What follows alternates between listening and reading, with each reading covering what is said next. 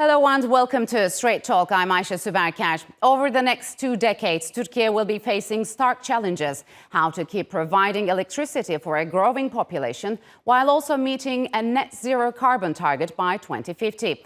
Already importing the vast majority of its energy needs, the country has looked for more sources closer to home. One sector Turkey has been pushing is the wind power, and the country's energy ministry feels they have found a potentially promising site. The Turkish Ministry of Energy and Natural Resources is offering bids to companies to study the feasibility of generating wind power in the Sea of Marmara, south of Istanbul. Energy officials say they have identified 3 development zones that could be the country's first offshore wind farm. Under its national energy plan, Turkey aims to have 5 gigawatts of offshore wind power installed by 2035. According to the World Bank, country's offshore wind power potential could be as high as 75 gigawatts, which, if realized, would make it one of the top 10 wind producers globally. And to further discuss Turkey's offshore wind energy potential, joining me now from Washington, D.C. is Mark Layburn. He is the offshore wind program lead at the World Bank. And from İzmir, Turkey, Sencer Özen. He is the head of Innovation and Entrepreneurship Policies Unit at İzmir Development Agency.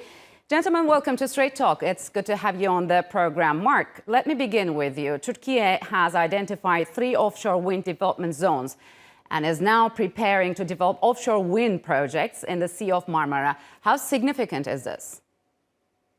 It's significant. The World Bank has been working with Turkey on offshore wind for the last 4 or 5 years. And we've done some work recently to look at the potential around Turkey and identified a lot more than 3 sites.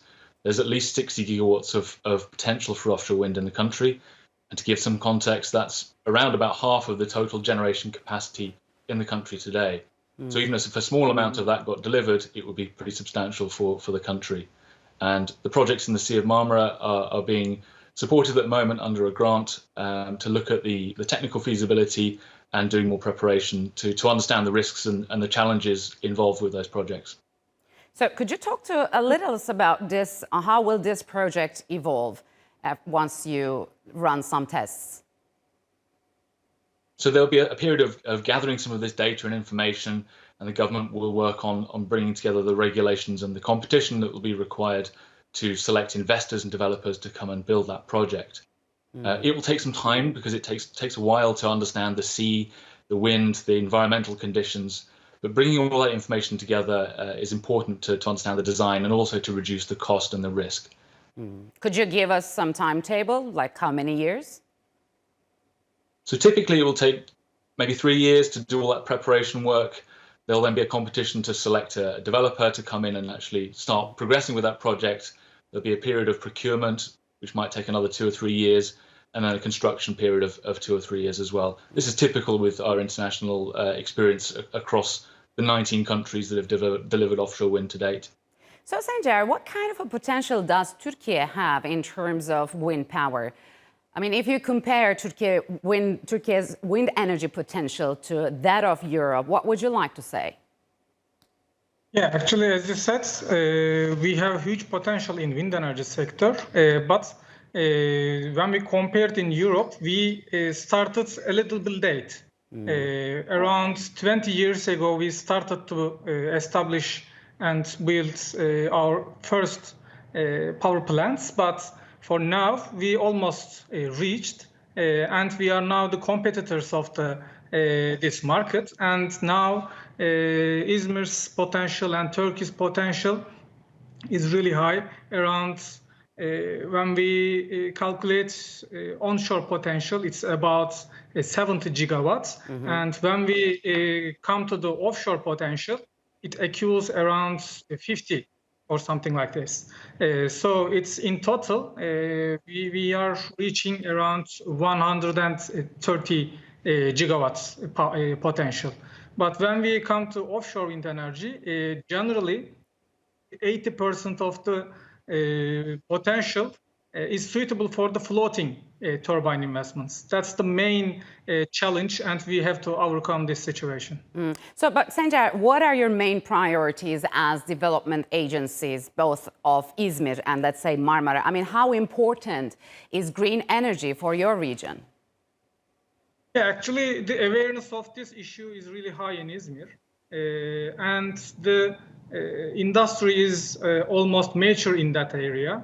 For example, we have lots of equipment manufacturers. Now in Izmir only, we have employing around 10,000 people in only wind energy sector in equipment manufacturing. And also we are exporting around $1 billion equipment annually. So this is a huge potential.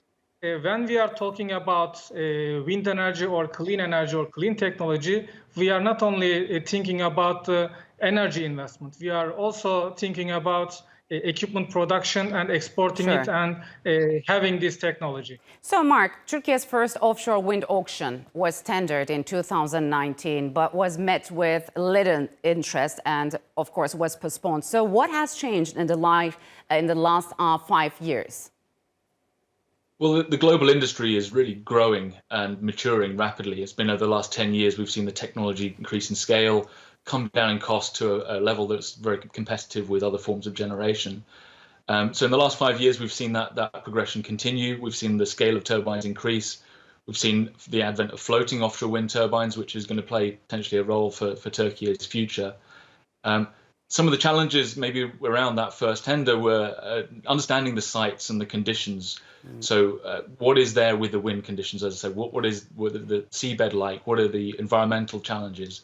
So the work that is being undertaken now is to try to understand that in more detail, help reduce that risk and help to encourage investors to come in and participate in a future tender. So give us a perspective here. How have rising inflation rates, cost of living and geopolitical risks driven countries to diversify their energy sources?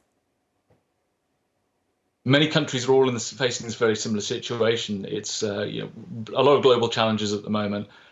The introduction of the use of renewable energy, using your country's own renewable energy resources, gets away from some of these potential macroeconomic shocks and some of the challenges, particularly if you're importing fossil fuels and relying on global electricity or energy markets.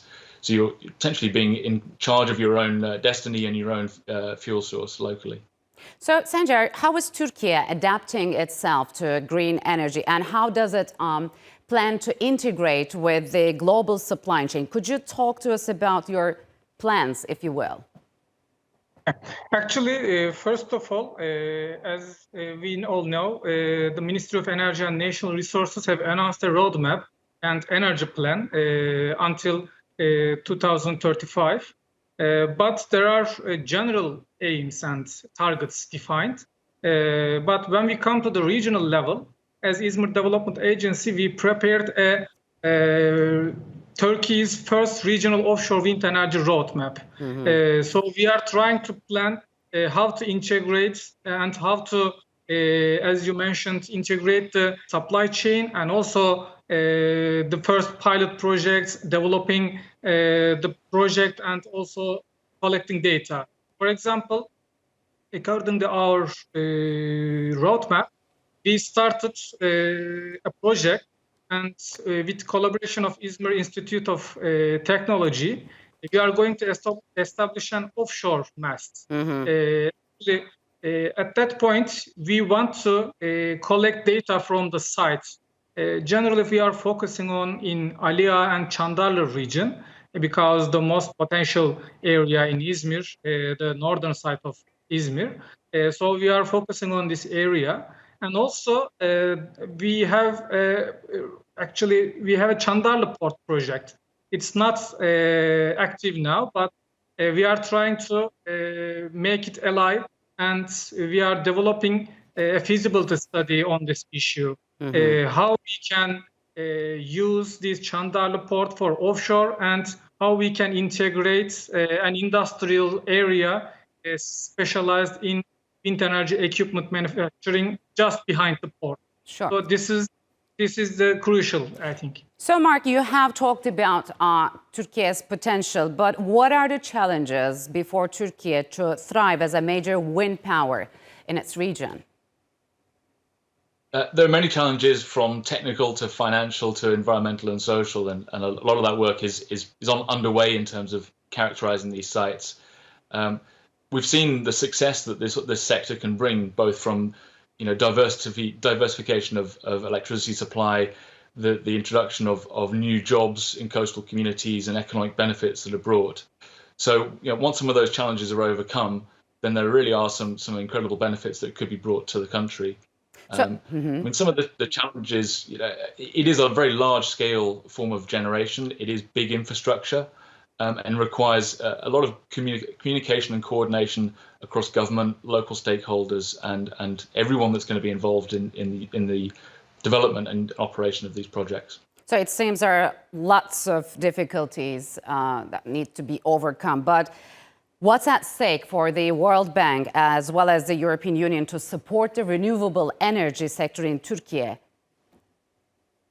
We are here to help the government of Turkey to meet its energy objectives and targets. And we now have a target of 5 gigawatts of offshore wind in the energy plan, and that would be delivered by 2035. So we're here to provide that support, both on technical advice and assistance.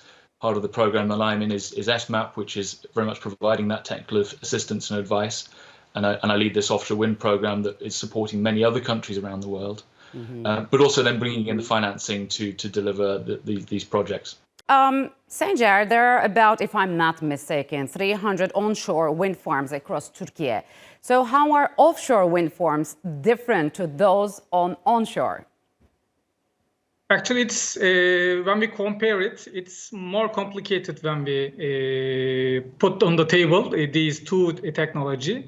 Actually, in logistically and also the human resource needed, and also the equipments and the soft skills also, it's totally different. And the equipment sizes are really huge when we go to offshore. You have to have, as I mentioned, specialized ports, roads, industrial zones, focusing and specialized in that issue. Unfortunately, in Turkey for now, we are focusing on onshore. We are really mature on that sector, but we have to add some value and support some issues to integrate this offshore because of the equipment sizes and the complexity of the offshore. So, Mark, how important is foreign investment in making Turkey an important green energy producer? So the developers that have got experience in offshore wind to date have mostly been from Northern Europe and also in China. So it's very much a global international industry, and those developers will bring along with them international financing. So these projects, as we mentioned, are very large in scale and complexity, and they do require a lot of capital. And that capital has to come from any source that is available and is offering to support and finance offshore wind. So, Sencer, last question. Is Turkey likely to achieve its targets set in the National Energy Plan? What are the challenges before Turkey to reach its full potential? Yeah, actually, we need to invest really high. For example, to stabilize the energy production, we have to make some energy storage investments. And also, we have to develop some international collaborations to use our seasides. And also, we have to support some spin-offs and startup companies. So to do this, we have to support and be active in the R&D activities. So in that case, we can be an actor in that area. All right, gentlemen, unfortunately, we'll have to leave it here. Thank you very much for joining me on Strait Talk, and good luck to you both.